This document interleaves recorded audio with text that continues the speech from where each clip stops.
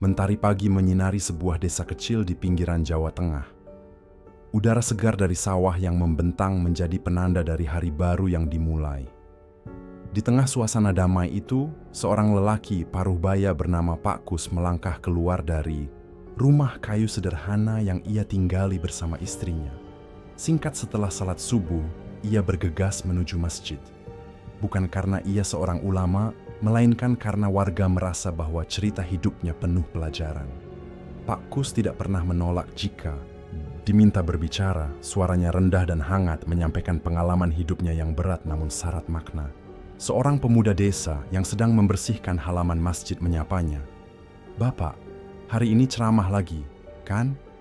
Saya suka kalau Bapak yang cerita." Pak Kus hanya tersenyum. "Kalau ada yang mau dengar, saya siap. Yang penting kita semua selalu ingat, jangan terlalu tergoda sama urusan duniawi. Wong, dunia ini cuma sementara kok." Masjid mulai dipenuhi jemaah, kebanyakan adalah bapak-bapak dan pemuda desa yang selesai bekerja di ladang. Pagi itu, setelah selesai salat, seperti biasa, Pak Kus maju ke depan, duduk di atas tikar, dan memulai ceramahnya.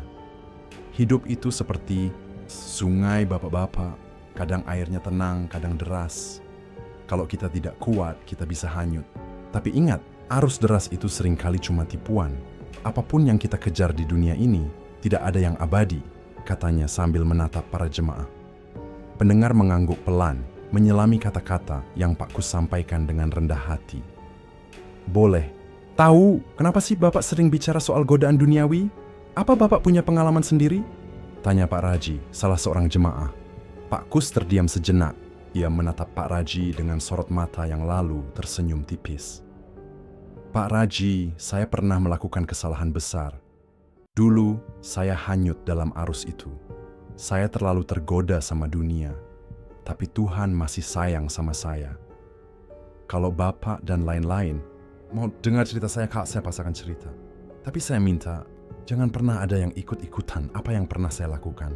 Warga yang mendengar ucapan itu saling berpandangan. Mereka penasaran tetapi juga merasa sedikit takut. "Kami ingin tahu, Pak, supaya bisa belajar dari pengalaman Bapak," jawab Pak Raji. Pak Kus menghela napas panjang. "Baiklah, saya akan cerita. Tapi ingat, jangan pernah main-main dengan urusan gaib. Apapun yang kita dapat dengan cara itu, pasti ada harga yang harus kita bayar." Suasana di masjid mendadak hening. Semua orang memperhatikan Pak Kus dengan serius. Bahkan pemuda-pemuda yang biasanya sibuk dengan ponsel, mereka ikut terdiam, menunggu kisah yang akan ia sampaikan. Dengan suara tenang namun penuh beban, Pak Kus mulai membuka sedikit tentang masa lalunya. "Waktu muda, saya bukan orang yang kalian lihat sekarang. Saya terlalu sombong, terlalu serakah. Dan karena itu, saya memilih jalan yang salah." Cerita. Pak Kus terhenti. Ia menatap ke arah jendela masjid yang terbuka, seolah ada sesuatu yang mengintip dari kegelapan malam. Jamaah tidak mendesak. Mereka tahu kisah ini tidak mudah untuk diceritakan. "Besok pagi subuh, saya akan cerita lebih banyak," ujar Pak Kus sambil bangkit berdiri. "Sekarang, ayo kita pulang dan istirahat. Jangan lupa berdoa sebelum tidur. Semoga kita semua selalu dilindungi olehnya." Malam itu, desa terasa lebih sunyi dari biasanya. Pertanyaan menggantung di udara. Apa yang sebenarnya terjadi di masa lalu Pak Kus? Apa yang ia maksud dengan jalan yang salah? Di tengah malam yang senyap, bayangan masa lalu Pak Kus mulai menguak. Saat itu, namanya belum Pak Kus seperti sekarang. Ia lebih sering dipanggil dengan sebutan Mas Kos. Waktu itu, Mas Kos adalah seorang lelaki berusia 30 tahun yang energik dan penuh mimpi besar untuk menjadi pengusaha sukses di bidang mebel. Mebel adalah bisnis yang menjanjikan, apalagi di daerahnya di Jawa Tengah yang dikenal sebagai penghasil kayu jati terbaik. Namun, ambisi Mas Kos tidak hanya berhenti di sana. Ia ingin lebih, selalu lebih. Dan dalam usahanya meraih kesuksesan, ia terjerumus ke dalam dunia yang gelap, dunia yang tidak seharusnya ia masuki. Serabutan dan kesusahan melanda Mas Kos, pemilik bengkel kecil-kecil di pinggir desa. Usahanya yang dulu sempat menjanjikan kini mulai terpuruk. Pemasok bahan baku menagih hutang, sementara beberapa pelanggan kabur tanpa membayar pesanan mereka. Hutang menumpuk, bukan hanya dari pemasok, tapi juga dari pinjaman koperasi desa. Kehidupan rumah tangganya dengan Bu Arti pun mulai goyah. Setiap malam, Pertengkaran kecil kerap terjadi, meski Bu Arti selalu berusaha memberi semangat. "Mas, mungkin kita coba usaha lain. Kayaknya rezeki kita bukan di sini," ujar Bu Arti dengan lembut. Namun, Mas Kos hanya bisa menggeleng. "Aku tidak bisa menyerah begitu saja. Aku harus berhasil. Aku sudah gagal sekarang, gimana nasib kita nanti?" Di tengah keterpurukannya, seorang teman lama, Pak Komar, datang ke bengkelnya. Pak Komar dikenal sebagai sosok misterius di desa, sering bepergian tanpa tujuan jelas, dan memiliki kebiasaan aneh. "Aku dengar usahamu lagi seret ya," kata Pak Komar sambil menyulut rokok di bibirnya. Mas Kos hanya mengangguk lesu. "Aku tahu cara supaya usahamu bisa maju. Tapi ini bukan jalan biasa," lanjut Pak Komar dengan suara pelan, hampir berbisik. Matanya menyipit, seolah memastikan tidak ada orang lain yang mendengar. "Kamu pernah dengar tentang Mbah Surono?" Nama itu asing di telinga Mas Kos. Tapi dari nada bicara Pak Komar, ia tahu nama itu tidak sembarangan. "Mbah Surono siapa?" tanyanya dengan perasaan tidak enak. "Dukun hebat. Orang yang datang ke dia, usahanya langsung sukses, lancar. Tapi kamu tahu, ada syaratnya," kata Pak Komar dengan nada serius. Mas Kos terdiam. "Maksudmu aku harus pakai cara-cara seperti itu? Aku bukan orang yang percaya hal-hal kayak gitu," protesnya. Pak Komar tertawa kecil. "Kamu mau tetap keras kepala atau mau sukses? Hidup ini soal pilihan, aku cuma ngasih tahu aja. Kalau kamu mau ketemu Mbah Surono, aku bisa ngantar." Malam itu, Mas Kos tidak bisa tidur. Kata-kata Pak Komar terus terngiang di kepalanya. Keesokan harinya, mereka berangkat. Setelah melewati jalan berliku, mereka tiba di sebuah rumah sederhana yang memancarkan aura menyeramkan. Di depan rumah, terdapat sangkar kecil berisi ayam cemani, ayam hitam legam yang menatap mereka dengan tajam. "Ini dia tempatnya," kata Pak Komar sambil mematikan motornya. "Masuklah, Mbah Surono sudah menunggu." Mas Kos ragu sejenak, tapi akhirnya melangkah masuk. Di sudut ruangan, Mbah Surono duduk bersila di atas tikar rusuh. Sosoknya kecil, berkulit, gelap dengan mata tajam yang seolah bisa membaca pikirannya. Pakaiannya serba hitam, menyatu dengan kegelapan malam. Di depannya, seekor ayam cemani diikat, matanya menatap kosong. "Kamu mau apa?" tanya Mbah Surono tanpa basa-basi, matanya menatap tajam. "Saya ingin usaha saya sukses, Mbah. Saya ingin memberikan yang terbaik untuk keluarga saya," jawab Mas Kos dengan suara gemetar. Mbah Surono tertawa kecil, suaranya seperti desisan ular. "Semua orang datang ke sini karena ingin sesuatu. Tapi ingat, segala sesuatu ada pengorbanannya. Kamu siap melakukan pengorbanan itu?" Mas Kos terdiam. Ia tahu pertanyaan itu bukan hanya tentang uang atau tenaga. Ada sesuatu yang lebih gelap, lebih menyeramkan. Namun, pikirannya sudah dipenuhi oleh bayangan kesuksesan. Bengkel mebel yang besar, rumah megah, dan anak-anaknya yang hidup berkecukupan. "Saya siap, Mbah," jawab Mas Kos akhirnya, meski suara hatinya masih dipenuhi keraguan. Mbah Surono mengangguk pelan, lalu mengambil ayam cemani yang tadi diam di sampingnya. "Kamu tahu kenapa ayam ini penting?" tanyanya sambil mengelus bulu hitam pekat ayam itu. Mas Kos menggeleng. "Ini bukan ayam biasa. Ayam cemani adalah penghubung antara dunia kita dan dunia mereka," jelas Mbah Surono sambil menunjuk ke arah kegelapan sudut ruangan. "Dan ritual ini akan memanggil mereka." Suara Mbah Surono tiba-tiba berubah, cepat dan keras seperti gema yang memantul di seluruh ruangan. Tak lama kemudian, ayam cemani itu disembelih di atas mangkuk tembaga. Darahnya mengucur deras, mengisi mangkuk yang kini penuh dengan cairan merah gelap. Aroma anyir menyebar, membuat perut Mas Kos mual. "Merapatlah," perintah Mbah Surono. Ia menuangkan darah ayam itu ke sebuah wadah kecil. "Minum ini bagian dari ritual." Mas Kos menatap cairan itu dengan ragu, tetapi akhirnya meminumnya. Rasa besi yang menusuk lidahnya membuatnya hampir muntah. Suasana ruangan semakin mencekam, dingin yang menusuk tulang. Lampu minyak berkedip-kedip hingga akhirnya padam, meninggalkan mereka dalam kegelapan total. Mas Kos merasa dadanya sesak, seperti ada sesuatu yang sangat besar dan berat hadir di ruangan itu. Tiba-tiba dari kegelapan muncul sosok mengerikan. Makhluk itu menyerupai manusia, tetapi tubuhnya penuh dengan bulu hitam lebat. Wajahnya menyerupai ayam dengan paruh tajam, namun matanya bercahaya merah menyala. Kaki makhluk itu setengah manusia, setengah ayam, dengan cakar panjang yang mencengkeram lantai tanah rumah itu. Mas Kos menahan napas, ingin lari, tetapi tubuhnya terasa kaku. Mbah Surono hanya tersenyum kecil, seolah pemandangan itu sudah biasa baginya. "Inilah penunggu yang akan menjadi penjagamu," ujar Mbah Surono dengan tenang. "Dia akan memberimu kekayaan, kesuksesan, apapun yang kamu inginkan. Tapi ingat, kau harus memberinya tumbal setiap tahunnya." "Tumbal?" Mas Kos akhirnya bisa bersuara, meski suaranya serak. "Ya, tumbal. Kamu harus memberikan sesuatu yang bernyawa sebagai persembahan. Jika tidak, dia akan mengambil sesuatu darimu. Percayalah, itu akan jauh lebih menyakitkan." Mas Kos merasa tubuhnya gemetar, tetapi ia sudah terlalu jauh untuk mundur. Dengan perasaan takut, ia mengangguk, menyetujui perjanjian itu. Mbah Surono mulai merapal mantra, dan makhluk itu perlahan menghilang ke dalam kegelapan, meninggalkan ruangan dengan suasana yang semakin mencekam. "Sekarang kamu sudah terikat," kata Mbah Surono menatap Mas Kos. "Tidak ada jalan kembali. Kalau kamu melanggar, akibatnya akan jauh lebih buruk dari yang bisa kamu bayangkan." Malam itu, Mas Kos pulang dengan perasaan campur aduk. Ia tahu hidupnya tak akan lagi sama. Namun, di balik rasa takutnya, ada secercah harapan bahwa kesuksesan kini sudah berada di depan mata.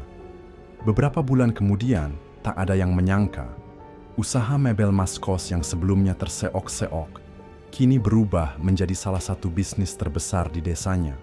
Meja, kursi, lemari, hingga ukiran kayu buatannya laris manis, bahkan dipesan oleh pembeli dari kota-kota besar. Nama Mas Kos melambung.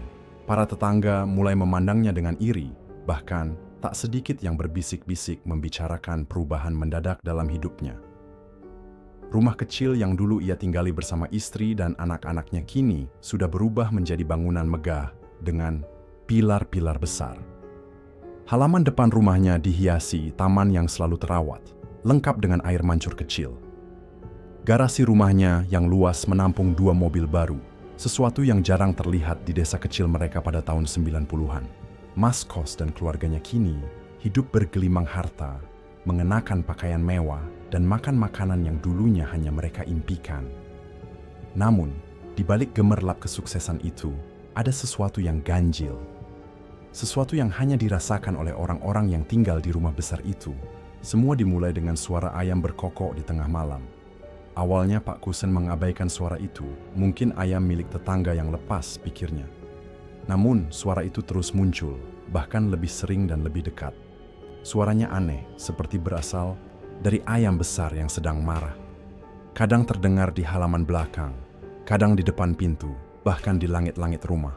Suatu malam, ketika semua penghuni rumah sedang tidur, istri Pak Kusen, Bu Arti, terbangun karena mendengar suara langkah kaki di dalam rumah. Ia pikir itu salah satu anaknya yang ke dapur, tetapi di sudut matanya, ia menangkap bayangan hitam melintas cepat di ruang tamu. Jantungnya berdegup kencang, namun ia memilih untuk tidak mengatakan apa-apa kepada suaminya. Kejadian itu diikuti oleh anak sulung mereka, Rizal, yang sering jatuh sakit. Awalnya hanya demam biasa, tetapi lama-kelamaan ia sering mengeluh sakit kepala disertai mimpi buruk. Ada sosok menyeramkan berbulu hitam dengan mata merah. Itu sering berdiri di sudut kamarnya, menatapku tanpa berkedip, cerita Rizal. Setiap kali Rizal bercerita, Bu Arti berusaha menenangkannya. "Itu cuma mimpi buruk, Nak. Jangan takut," katanya, meski hatinya sendiri dipenuhi kecemasan. Namun, kejadian aneh itu tidak berhenti di situ. Suatu malam, ketika Pak Kusen sedang bekerja, di ruang kerjanya, ia merasa seperti diawasi.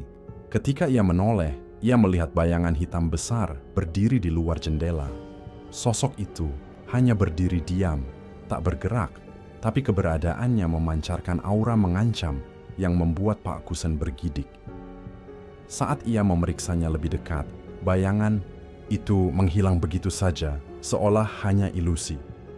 Meski berbagai tanda aneh mulai muncul, Pak Kusen tetap bersikeras menghiraukannya.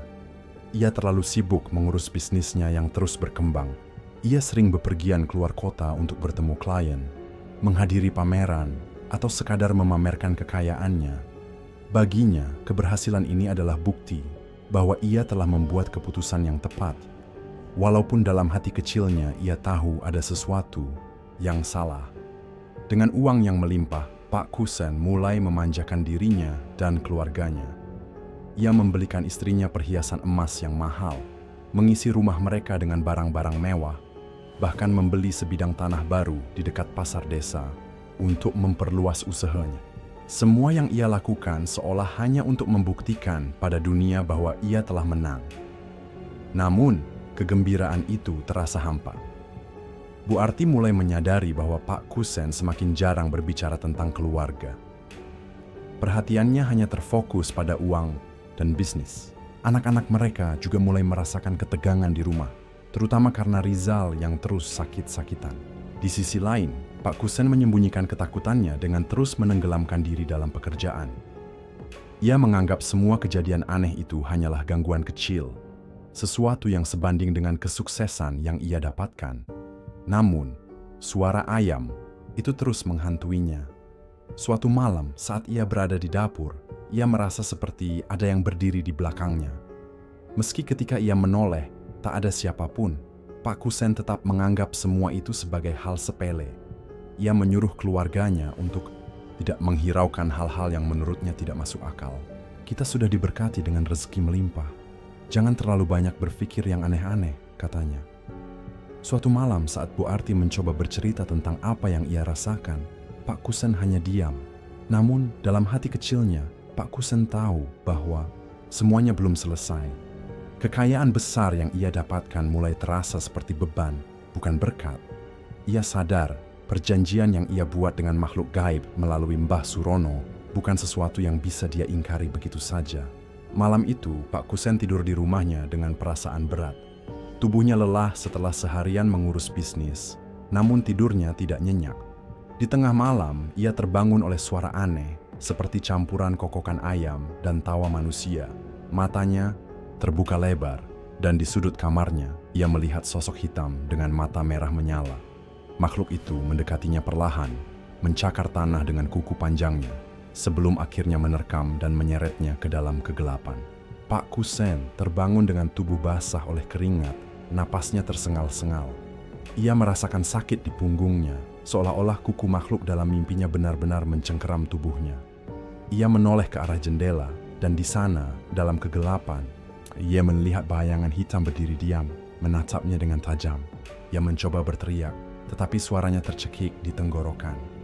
Kejadian itu bukanlah mimpi biasa. Sejak malam itu, kehidupan keluarganya semakin kacau. Rizal, anak sulungnya, terus mengalami penurunan kesehatan.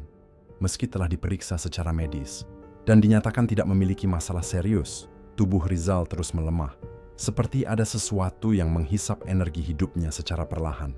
Suatu malam, Bu Arti menemukan Rizal terbaring dengan wajah pucat pasi. Matanya terbuka lebar, seperti melihat sesuatu yang mengerikan. Ketika Bu Arti mengguncang tubuh anaknya, Rizal hanya sempat mengucapkan satu kalimat sebelum kembali pingsan. "Dia ada di sini, Bu," bisiknya dengan suara serak. Bu Arti tak bisa menahan tangisnya. Ia membawa Rizal ke kamar dan duduk di sampingnya sepanjang malam, berdoa agar anaknya selamat. Namun, di dalam hatinya, ia tahu ada sesuatu yang menyeramkan sedang mengancam keluarganya.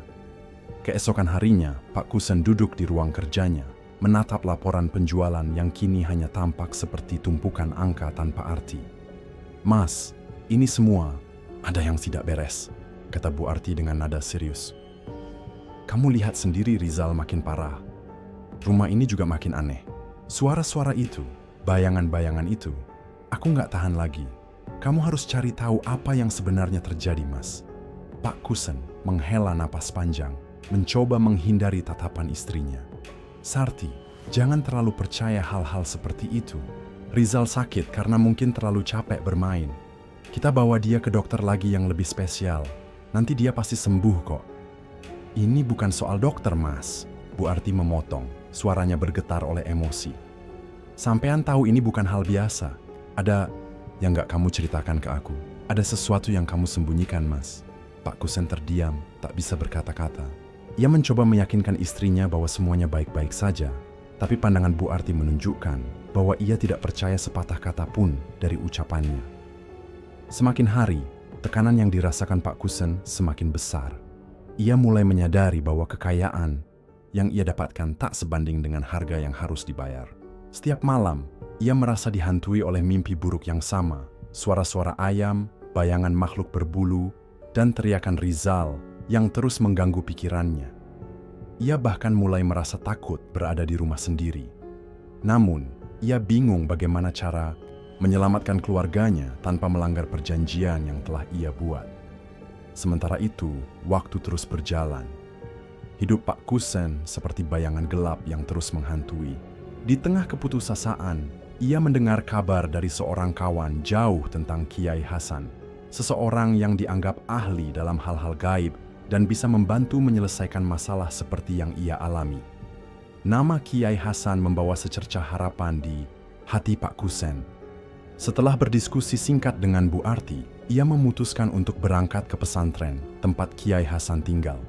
Pagi itu, dengan membawa tas kecil berisi pakaian dan bekal, Pak Kusen meninggalkan desanya menuju sebuah pesantren terpencil di Jawa Timur. Pesantren itu terletak di puncak bukit kecil, dengan bangunan sederhana yang dikelilingi ladang dan hutan. Pak Kusen disambut oleh seorang santri yang mengantarnya ke kediaman Kiai Hasan. Di teras rumah, seorang pria paruh baya duduk tenang, mengenakan sarung dan peci putih. Wajahnya memancarkan kedamaian, tetapi matanya tajam seperti menusuk jiwa. "Pak Kusen," sapa Kiai Hasan sebelum Pak Kusen sempat memperkenalkan diri. Suara itu membuatnya terkejut. Dengan gugup, ia duduk di atas tikar yang digelar di depan Kiai Hasan. "Ada yang ingin kau bicarakan?" tanya Kiai Hasan dengan suara lembut namun penuh wibawa. Pak Kusen mengangguk, lalu mulai menceritakan segala hal yang menghantui keluarganya. Suaranya bergetar, dan di tengah cerita, ia tak bisa menahan air matanya. "Kiai, saya sudah berbuat dosa besar. Saya tahu ini semua karena keserakahan saya. Tapi saya ingin bertobat. Saya tak bisa terus hidup seperti ini," ujarnya dengan suara parau. Kiai Hasan mendengarkan dengan seksama, lalu mengangguk pelan. "Allah Maha Pengampun, Pak Kusen. Namun, perjanjian yang kau buat dengan makhluk gaib itu tidak bisa dianggap remeh. Kau harus siap menghadapi konsekuensinya." Kiai Hasan menjelaskan bahwa proses pemutusan perjanjian ini tidak akan mudah. "Mereka akan melawan, Pak Kusen. Mereka akan mencoba menakut-nakutimu. Tapi kamu harus tetap teguh. Jangan pernah berhenti berdoa dan mohon perlindungan dari Allah," ujar Kiai Hasan dengan serius. Pak Kusen merasa takut, tetapi ia tahu bahwa ini satu-satunya jalan. Ia tak bisa terus hidup dalam teror dan dosa. Ia pun berjanji pada dirinya sendiri bahwa ia akan menjalani semua ini dengan sungguh-sungguh. Dengan hati yang sedikit lebih ringan, ia berpamitan kepada Kiai Hasan dan kembali ke rumah. Namun di dalam hatinya, ia tahu bahwa perjalanan ini baru saja dimulai. Ia harus bersiap menghadapi segala kemungkinan, termasuk amarah dari makhluk gaib yang selama ini ia puja. Pak Kusen telah memulai perjalanan bertobatannya seperti yang diarahkan oleh Kiai Hasan. Setiap hari terasa panjang dan melelahkan. Semakin ia berusaha mendekatkan diri kepada Tuhan, semakin besar tekanan yang ia rasakan. Suara-suara aneh mulai terdengar di rumahnya pada malam hari.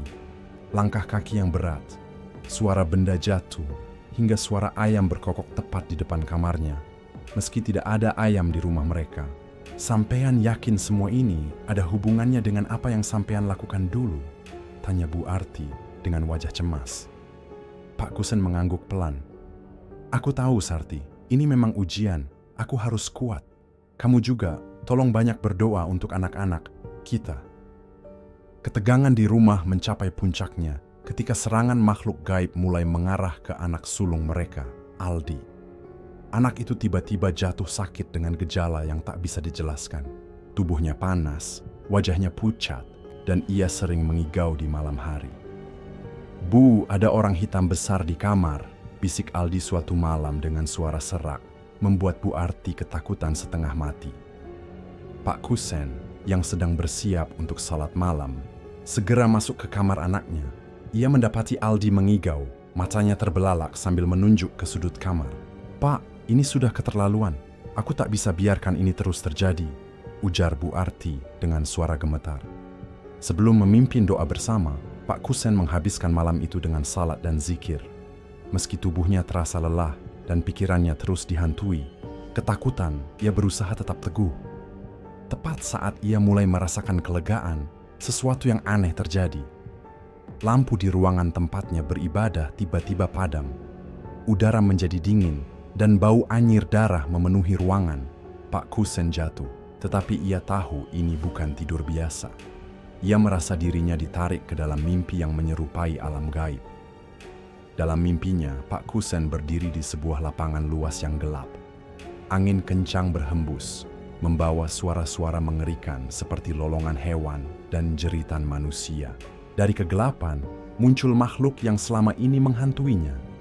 Berwujud manusia dengan tubuh penuh bulu ayam, matanya merah menyala, dan kakinya menyerupai cakar. "Kau melanggar perjanjian ini," teriak makhluk itu dengan suara menggelegar. Pak Kusen merasa ketakutan, tetapi ia mengingat nasihat Kiai Hasan. Ia mengangkat tangannya, berdoa dengan khusyuk. "Allahu Akbar," teriaknya berulang kali. Perlahan, cahaya terang muncul dari langit dan membakar makhluk itu. Makhluk tersebut mengerang. Kesakitan, tubuhnya berubah menjadi abu yang berterbangan di udara sebelum lenyap sepenuhnya. Ia sempat berteriak. Ini belum selesai sebelum Pak Kusen terbangun dengan tubuh yang basah oleh keringat. Ia terengah-engah, tetapi di dalam hatinya, ia merasakan perubahan yang sangat nyata. Makhluk gaib yang selama ini mengintai akhirnya tidak lagi muncul. Pada pagi hari setelah ritual terakhir, anak sulungnya, Aldi, yang sebelumnya kritis dan seakan tak ada harapan, tiba-tiba menunjukkan perubahan positif. Tubuhnya yang sebelumnya panas kini tampak segar. Begitu pula dengan Rizal, wajahnya kembali bercahaya, dan ia tidak lagi mengigau atau merasakan sakit yang tak bisa dijelaskan. "Pak, Aldi sudah bisa bicara," ujar Bu Arti dengan mata berkaca-kaca. Pak Kusen mengangguk dengan senyuman yang jarang ia tunjukkan. "Iya, Bu. Sepertinya Allah mendengarkan doa kita," katanya dengan suara lembut. Ia tahu bahwa ini bukan sekadar keajaiban, melainkan hasil dari perjuangan dan keteguhan hatinya. Pak Kusen tidak gentar. Ia telah melalui malam paling mengerikan dalam hidupnya dan keluar sebagai pemenang.